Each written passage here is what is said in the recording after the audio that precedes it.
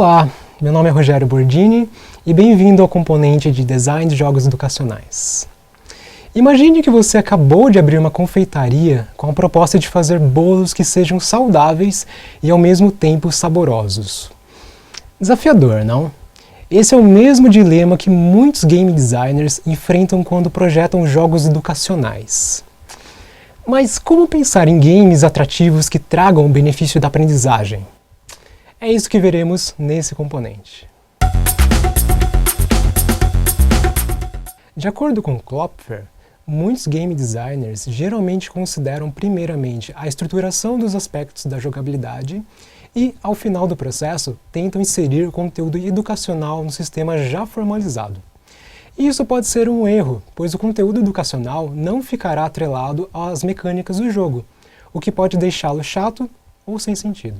Assim, durante a fase de design, tanto os elementos relacionados à estruturação da jogabilidade quanto os objetivos educacionais devem ser considerados e valorizados simultaneamente. Um game educacional bem-sucedido pode ser pensado como aquele capaz de oferecer a imersão dos bons jogos, ao mesmo tempo em que explora a competência e habilidade proposta nos objetivos educacionais. O grande desafio, portanto, se concentra em estabelecer um equilíbrio e combinação entre os elementos que proporcionem diversão e os que promovam a aprendizagem. Ok, mas como fazer isso?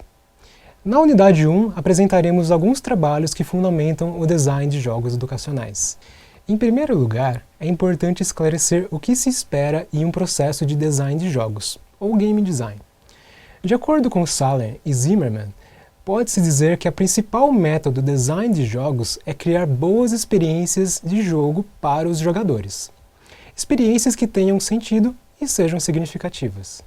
O psicólogo Sek Mihai pesquisou por diversos anos as características comuns de experiências de envolvimento intenso e prazeroso em diferentes áreas, vivenciadas por diferentes pessoas.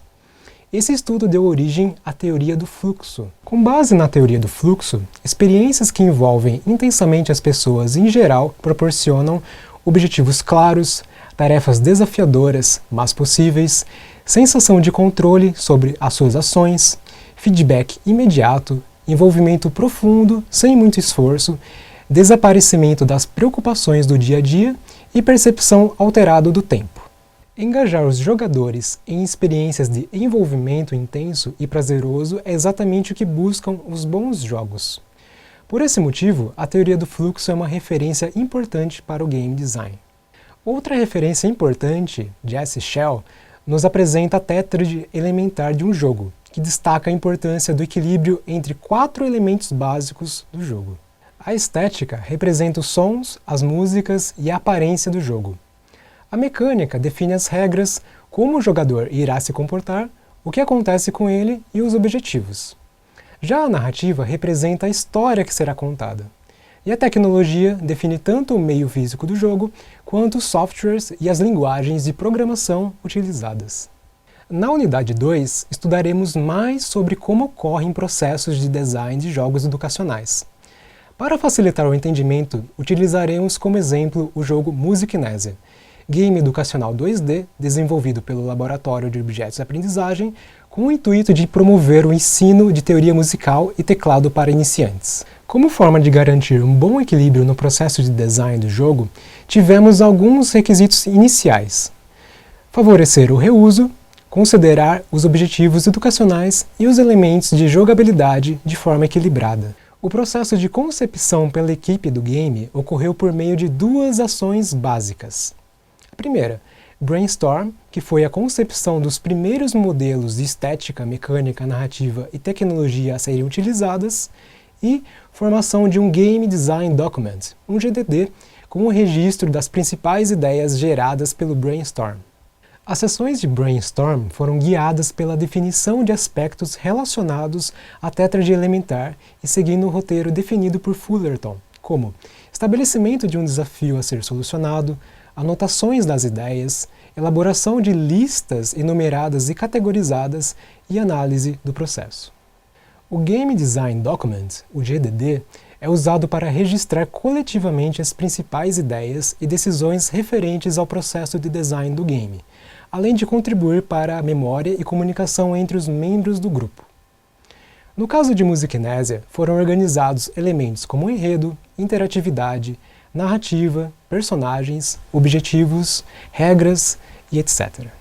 Em relação à estética, o jogo possui um visual 2D em pixel art. Esse estilo foi escolhido por ser de leve processamento e adequado ao tom cômico da narrativa do game. As músicas foram produzidas seguindo um plano de composição no qual constava a indicação das notas que deveriam ser utilizadas para cada fase e o estilo musical de cada mundo da aventura. A narrativa traz a bem-humorada história de Tom, um jovem que encontra um teclado musical dotado de um poder especial chamado Musicnesis. Leigo em música, o protagonista decide aprender o instrumento para descobrir seus dotes mágicos. Mas para isso, ele embarca em uma aventura por 3 mundos diferentes, como subúrbio, máfia e pirata, para adquirir novos conhecimentos musicais. A mecânica baseia-se no ato de tocar as notas de uma linha melódica utilizando o teclado musical. Essas notas atravessam a tela da direita para a esquerda e o jogador deve tocá-las no momento em que entrarem numa região delimitada na partitura. Além disso, o jogo possui um sistema de pontuação e vidas, que funcionam como indicadores de qualidade do desempenho do jogador. A implementação de Musicnésia ocorreu por meio do motor de jogos Unity, com a linguagem C#. Para edição e produção das músicas, foram usados os softwares Reason e Audacity. Cada fase de Musicnésia foi projetada pensando em uma curva de aprendizagem integrada com os elementos da estética, mecânica, narrativa e tecnologia. O jogo inicia com músicas mais simples, e à medida que o protagonista avança na história, elas se tornam cada vez mais desafiadoras. A dificuldade crescente vai ao encontro dos princípios de frustração prazerosa e problemas bem ordenados, de James Paul Gee. Durante o processo de design e desenvolvimento de Musicnésia, houve 2 processos de avaliação nos quais pudemos identificar problemas de interface, jogabilidade ou clareza dos objetivos educacionais do jogo. Também foi utilizado o método de avaliação e GameFlow, uma escala avaliativa para analisar aspectos específicos de jogos educacionais. O projeto contou com a constante colaboração de professores de música do ensino técnico e superior na revisão dos conceitos educacionais presentes no projeto. Para tanto, foram disponibilizados um espaço virtual e um questionário online, por meio dos quais foi possível a colaboração desses professores com dúvidas, críticas e sugestões. Todo o projeto foi desenvolvido de forma equilibrada e colaborativa. Enquanto programadores e ilustradores se empenhavam na elaboração de uma mecânica divertida e funcional ao jogador, educadores e projetistas construíram um sistema de aprendizagem significativo e didático, de forma que não fosse ofuscada por outros elementos da jogabilidade. Nessa videoaula pudemos ver como bons jogos educacionais podem ser pensados. Aprendemos que desde o início do processo de design é imprescindível que os objetivos educacionais estejam bem alinhados com os elementos que irão estruturar a tétrade elementar do game. Para tanto, é importante que especialistas de conteúdo e desenvolvedores trabalhem colaborativamente. É isso aí, pessoal! Finalizamos aqui a nossa videoaula.